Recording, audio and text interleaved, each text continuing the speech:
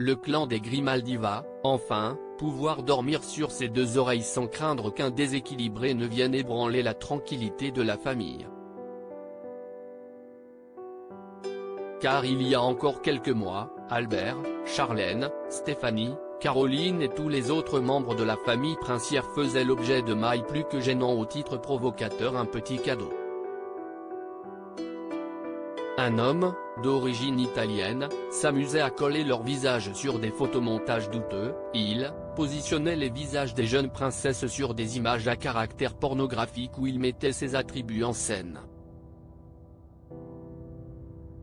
L'homme avait déjà été condamné en 2015 pour des faits de harcèlement et d'injures. Une nouvelle ligne vient d'être ajoutée sur son casier judiciaire, l'accusé a écopé d'une peine de 6 mois de prison ferme additionnée à une amende de 27 000 € comme vient de l'annoncer le quotidien Monaco Matin.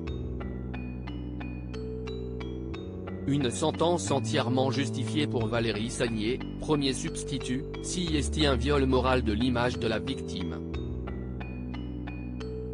Envoyer le courriel 4 fois de suite, si estime vouloir porter l'offense à la famille princière. Quel drôle d'être. Avec des postures pour satisfaire sa libido, on est dans une intentionnalité délétère. Il est prévu dans la loi monégasque, pour un délit d'offense, de 3 mois à 1 an de prison ferme. L'homme, originaire de Turin dans la région piémontaise, ne s'est pas présenté à l'audience. En garde à vue en Italie, il a demandé le droit de garder le silence. Convoqué en principauté, il n'a jamais répondu à la requête. Malgré l'émission d'un mandat d'arrêt international, cet individu brille encore par son absence.